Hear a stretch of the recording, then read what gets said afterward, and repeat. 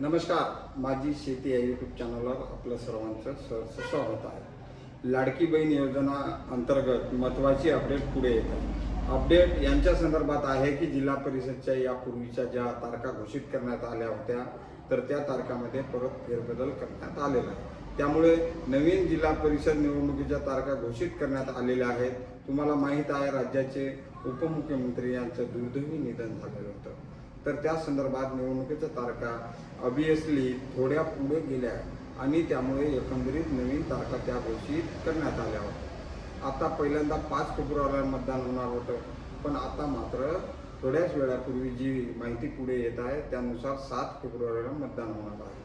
आणि जर का मतदानच 2 दिवस पुढे जात असेल तर त्याची मतमोजणी पण पुढे जाणार।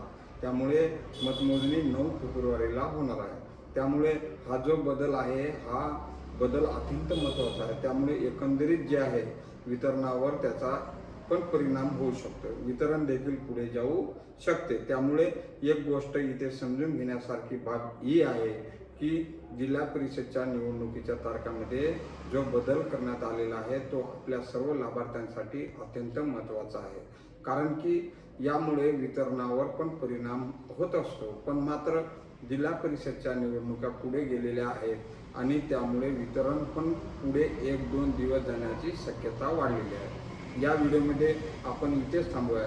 छोटीशी अपडेट पण अत्यंत महत्त्वाची होती, त्यामुळे ही जी अपडेट आहे ती वितरणाच्या एकंदरीत प्रक्रियेमध्ये अत्यंत महत्त्वाची ठरणार आहे। या व्हिडिओमध्ये आपण इथेच थांबूया।